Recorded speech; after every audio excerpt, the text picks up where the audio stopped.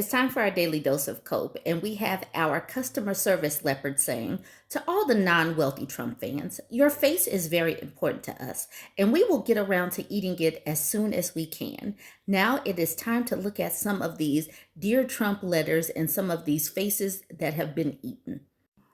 Many of these MAGA groups baffle me, but Farmers for Trump definitely boggles my mind, especially since they went through the Trump trade war part 1 already. So this is an article out of CNBC. Tariffs break trust, how Trump's trade policy is putting pressure on US farmers. Key points. American farmers could ultimately feel even more pain as a result of Trump's tariffs on Canada, Mexico, and China. And all of these back and forth, like nobody really knows, so it's creating uncertainty. All right, Caleb Ragland, a soybean farmer in Magnolia, Kentucky, voted for Trump in 2016, 2020, and 2024. Now, however, he has to navigate a tariff minefield at a time when the sector is already facing major headwinds. Ragland works with his wife and 3 sons and has deep roots in the community. His family has been farming on the land for more than 2 centuries, but over the past few years, he's seen a double-digit percentage decline in crop prices while production costs rise. Soybean futures have gone down more than 40% over the past 3 years, along with corn futures. As pressures mount in the industry as a result of tariffs imposed by the second Trump administration, as well as retaliatory levies from other countries, he's worried about the longevity of his business. My sons potentially could be the 10th generation if they're able to farm, Ragland, who is also the president of the American Soybean Association. And when you have policies that are completely out of our control, that they manipulate our prices 20%, 30%, and on the flip side, our costs go up, we won't be able to stay in business. This isn't the first time farmers have had to deal with new tariffs. Back in Trump's first term, the trade war with China in 2018, a time when Ragland said the agricultural economy was in a much better place than it is right now, cost the U.S. agriculture industry more than $27 billion with a B dollars, and soybeans made up virtually 71% of annualized losses. That trade war has caused lasting damage. To this day, the United States has yet to fully recover its loss in market share of soybean exports to China, the world's #1 buyer of the commodity. Tariffs break trust. It's a lot harder to find new customers than it is to retain ones that you already have. He knows this. He knew what happened the first go round. He chose to do this again. And like I said, these people are mind-boggling because so many farms went under because of Trump 1.0, the Trump tariffs 1.0. And so they decided, let's do it again. I don't get what's going on in these people's brains. So this person gave us this meme and this caption. The caption says, the head of a trade group that was hit extremely hard during Trump's first term continued voting for him, seemingly unaware that he was going to do the exact same thing. Now he wants additional welfare for farmers. Luckily for us, that 1-2 punch was caught on CCTV. And here he goes. This person that looks like Trump even has the orange makeup and a little hand is punching this person, and then the person says, this is all Joe Biden's fault. This sums these people up, or they'll blame it on Elon Musk. Somebody grab. So y'all know that Ontario was threatening to smack a 25% surcharge on their electricity. So this comment was captured from the conservative subreddit. And this person says, as someone in the affected states that will see their rates rise soon, especially with the weather warming up, I can't help but say, I'm annoyed, just annoyed. I agree with a lot of what Trump is doing. The tariffs on Canada do not make any sense to me. Mexico, yes, screw that cartel-run toll government, but the Canadians are good people.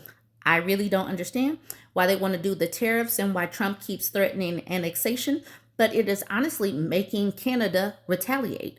And then people are getting upset with the fact that Canada is retaliating. Maybe if Trump would stop threatening them, they would stop retaliating or attempting to retaliate. But they're not going to stop these Canadians from boycotting America. Our relationship with that country has been damaged by Trump. Chris Stewart says, I voted for Trump. I was an Elon Musk fan. I'm ashamed of what Doge is doing. doing as much damage as they can so that it's almost irreversible, attacking our federal agency, leaving our country susceptible to crime and terrorist attacks, cyber attacks. It's a damn shame. It angers me. Hashtag Doge, hashtag Elon Musk. I wonder if they are more upset with Elon Musk, despite the fact that this is definitely Trump's doing. Trump put him in charge of Doge, even though it's like on again, off again, who's really running Doge? Regardless, this man should not be running our country. He is an infiltrator. Why is he even here? We have another Dear John letter written to Donald Trump. Tammy says, I'm going to lost my father's home he left to me. He died July 15th. He had a VA loan and got behind due to dementia and bone marrow cancer. Please help me, Trump. Please help me, Trump, to save his home. Please help me, Trump. It means a lot to me. I was just healthcare power of attorney. I can't come up with the back money that they want me to come up with to save this home. They're giving me different quotes. I want to keep the home because it has a lot of memories that me and my dad spent. Your please try to reach out to me. Thank you so much. God bless you. And I've been praying for you and your family. You should probably keep your prayers to yourself. You probably need the prayers more than he needs the prayers. He's not reading these things. These people really act like Donald Trump cares about them. And I am so flabbergasted. Why? What makes these people think that he gives a damn about poor folks? He does not care. We have another Dear John letter. Kathleen says, I voted for you because I thought you did such a good job the first time around. But now I'm scared because everything is making the market go down. And I understand we need to just hold on, but I don't have long term. I'm retired and need all I have. I can't afford to keep losing money. I do believe you're doing the right thing. I just wish you would slow down a little. She said, show down a little. Just slow down a little. That's the thing. These old people tend to be MAGA. These older people, there are a lot of elderly boomer MAGA. Boomer MAGA, I don't know how they're going to survive if their stipends or their entitlements get cut. And they worked to get this retirement. And now Elon Musk is basically saying, these people don't deserve this money. So I do not know what's going to happen to these boomer MAGA. I don't know if she's boomer MAGA, but I know that she's retired and she voted for Trump. And now she's writing her Dear John letter. There's this subreddit called You Voted for That. That's where I go to get a lot of my content from. This person says, we are only 1.5 months in, and the content for this sub is already overwhelming. The effects haven't really been felt yet. Not really. Wait till mortgage payments start getting missed. Can't buy medication or get enough food. There is one rock solid thing I know. These people will die from this, and with their last breaths, they will say, but I'm a Republican through and through, and I support President Trump, though. And that's the thing. Many of these red states are impoverished. Many of them are on the bottom part of the country receiving federal funds. They are poor. They are elderly. A lot of them have a very aging population, but they still voted for this man. They're probably living off of a retirement fund that's coming in. So they are going to suffer, especially if he takes away Medicaid like they're trying to do. But they're going to still say, this is not Trump's fault. This is Elon Musk's fault. They're going to blame something else, but they will not blame the person that they voted for.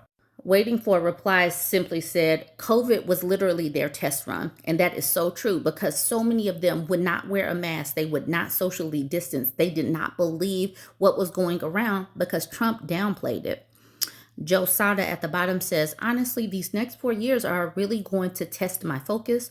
I'm lucky to live in a blue state and blue municipality and work for that municipality, so I won't be affected much. But it's hard not to have some enjoyment over the pain from those who want to ruin my life. And that's where I am too. I'm simply enjoying this. I'm going to sit up and watch all of these people because so many of these people still don't have any regrets. And that's why I will continue to say, these people need to be stressed. They need to think that they're about to lose their home. Their cortisol level need to spike.